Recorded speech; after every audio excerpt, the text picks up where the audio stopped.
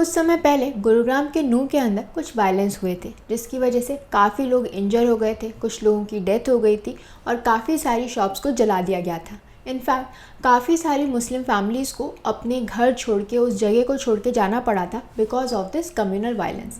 अब ये जो कम्युनल वायलेंस गुरुग्राम के अंदर हुआ था वो कोई नई बात नहीं है। ऐसे बहुत से कम्युनल वायलेंस पहले भी हो चुके हैं in different areas in India, और इसीलिए आज की वीडियो में हम समझेंगे कि जब ये कम्युनल वायलेंस होते हैं तो इसके जो सर्वाइवर्स होते हैं, जो विक्टिम्स होते हैं, उनके पास क्या क्या राइट्स होते हैं, क्या क्या लीगल रेमेडीज़ होती हैं। लेकिन सबसे पहले हम समझ लेते हैं कि ये जो कम्युनल वायलेंस है वो आखिर में होता क्या है। अब ये जो कम्युनल वायलेंस होता है ये ऐसे इंसिडेंट्स होते हैं जिसके अंदर हमें प्लान्ड वायलेंस देखने को मिलता है, और ये जो वायलेंस है वो किसी भी रूप का हो सकता है, जैसे कि फॉर एग्जांपल मैन स्लॉटर, जहाँ पर एक इंसान दूसरे इंसान को मार रहा है, या फिर आर्सन, जहाँ पर डेलिब्रेटली जानबूझकर जो है किसी भी प्रॉपर्टी को आग लगाई जा रही है, या फिर वेंडलिज्म, जिसका मतलब ये है कि जानबूझकर डेलिब्रेटली जो है पब्लिक या फिर प्राइवेट प्रॉपर्टी को डैमेज किया जा रहा है। और ये जो कम्युनल वायलेंस होते हैं ये दो या दो से ज़्यादा ग्रुप्स के बीच में होते हैं जो कि डिफरेंट कम्युनिटीज़ को बिलोंग करते हैं, और इन झगड़ों का जो ग्राउंड होता है वो होता है रिलीजियस डिफरेंसेस।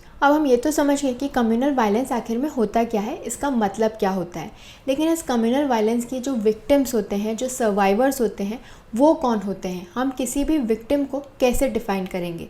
तो स्पेसिफिकली कहीं पर भी कि कम्युनल वायलेंस के विक्टिम को डिफ़ाइन नहीं किया गया है, लेकिन हम विक्टिम की डेफिनेशन समझ सकते हैं जो कि हमें गिवन है under section 2AA of the code of criminal procedure. तो ये कहा जाता है कि ये जो डेफिनेशन है वो कम्युनल वायलेंस के जो विक्टिम्स हैं उन पर भी एक्सटेंड की जाती है। अब इसके अकॉर्डिंग विक्टिम वो पर्सन होता है जिसने सफ़र की है कोई भी लॉस या फिर injury due to an act और omission by someone for which the latter has been charged. और ये जो एक्सप्रेशन है विक्टिम, ये इंक्लूड करता है गार्जियन या फिर लीगल हेयर को भी।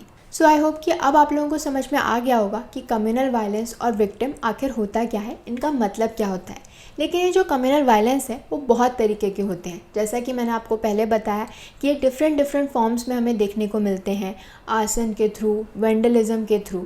इनके मतलब भी आपको बताए थे। अगर मैं बात करूँ वेंडलिज्म की तो इसका मतलब ये है कि कोई डेलिब्रेटली पब्लिक या फिर प्राइवेट प्रॉपर्टी को जो है डैमेज करने की कोशिश कर रहा है। और ये जो कम्युनल वायलेंस है वो सिर्फ प्रॉपर्टी को ही नहीं बल्कि लाइफ को भी थ्रेट होते हैं। बहुत सारे लोगों की जान चली जाती है, बहुत सारे लोग इंजर हो जाते हैं, और प्रॉपर्टी को डैमेज तो होता ही है। इसके अलावा और भी काफ़ी सारे क्राइम्स देखने को मिलते हैं, जैसे कि riots, criminal trespass, rape etcetera. ये सारे एक्ट्स जो मैंने आपको बताए ये सभी क्रिमिनल ऑफेंसेस हैं and are punishable with a fine as well as imprisonment. अब हम ये तो समझ गए कि कम्युनल वायलेंस और विक्टिम होते कौन है, किसे हम कंसिडर करेंगे as a victim of communal violence. लेकिन ये जो विक्टिम्स हैं इनके पास कुछ लीगल रेमेडीज़ भी होते हैं, कुछ राइट्स भी होते हैं जो कि ये एक्सरसाइज कर देते हैं। सबसे पहला तो ये कि जो भी विक्टिम है उसके पास राइट है, right to get compensation, right to get restitution. तो जो भी उसको हानि पहुंची है, जो भी उसको नुकसान हुआ है, उसके अगेंस्ट उसे कॉम्पनसेशन मिलना चाहिए। इसके अलावा वो अपनी कंप्लेंट रजिस्टर करा सकते हैं टू एन एप्रोप्रिएट अथॉरिटी कि उनके साथ क्या हुआ, क्या क्राइम उनके साथ हुआ, उसके अगेंस्ट वो उस एप्रोप्रिएट अथॉरिटी के पास जाके अपनी कंप्लेंट रजिस्टर करा सकते हैं। और काफ़ी सारे जजमेंट्स में सुप्रीम कोर्ट ऑफ इंडिया ने ये इंटरप्रेट किया है कि right to compensation of victim जो है वो एक फंडामेंटल राइट है जो कि उन्हें अवेलेबल है अंडर आर्टिकल 14 जो कि डील करता है with right to equality, and article 21 जो कि डील करता है विद राइट टू लाइफ। और Rudul Shah versus state of Bihar के केस में कोर्ट ने ये एम्फेसाइज किया था about the importance of right to compensation as a way to secure any violation of article 21।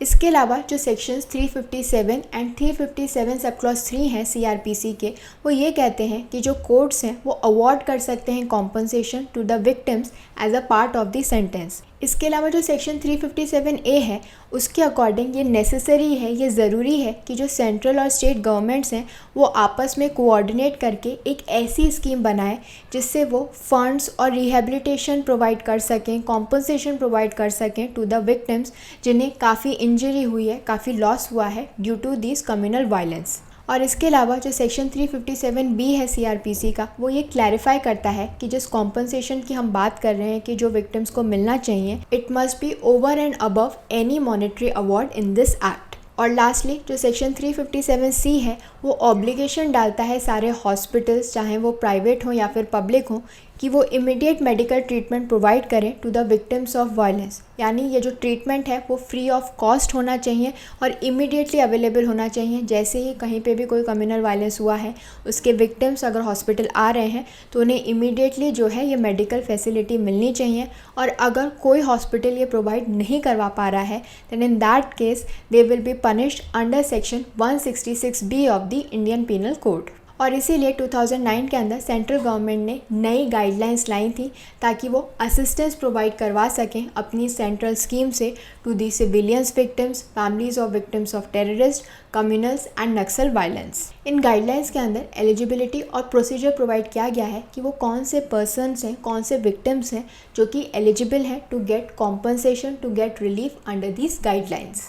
इसके अलावा हर स्टेट की भी अपनी गाइडलाइंस होती हैं, अपनी प्रोसीजर्स होते हैं जिसके थ्रू वो रिलीफ प्रोवाइड करते हैं to the victims of the communal violence. अब हम समझ लेते हैं कि जो भी लोग विक्टिम्स हैं इस कम्युनल वायलेंस के या फिर उनकी प्रॉपर्टी या फिर लाइफ को किसी भी तरीके का डैमेज हुआ है तो उन्हें क्या करना चाहिए, उनके नेक्स्ट प्रोसीजर, नेक्स्ट स्टेप्स क्या होने चाहिए। सबसे पहले तो ये स्टेट की ड्यूटी होती है कि वो प्रोटेक्ट करें life and property of the citizens, और यही हेल्ड किया गया था in the case of Sunil Saini versus state of Haryana. इस केस के अंदर सुप्रीम कोर्ट ने ये हेल्ड किया था कि जो कम्युनल वायलेंस के विक्टिम्स हैं वो अप्रोच कर सकते हैं to the local police station ताकि वो प्रोटेक्शन सीख कर सकें, उन्हें प्रोटेक्शन मिल सके या फिर वो कंप्लेंट फाइल कर सकें regarding the damage to their lives और प्रॉपर्टीज़। और इसके अलावा वो कॉम्पनसेशन भी क्लेम कर सकते हैं। तो एक बार ये जो क्रिमिनल प्रोसीडिंग्स हैं वो इनिशिएट हो जाती है, स्टार्ट हो जाती है आफ्टर फाइलिंग द कंप्लेंट, तो जो ट्रायल कोर्ट होता है वो अवॉर्ड कर सकता है एक इंटरिम या फिर final compensation to the victims. इसके अलावा जो विक्टिम्स हैं वो डायरेक्टली अप्रोच कर सकते हैं to the state legal service authority या फिर district legal service authority for claiming compensation. और कॉम्पनसेशन कितना मिलना चाहिए ये डिपेंड करता है on the nature of the offence,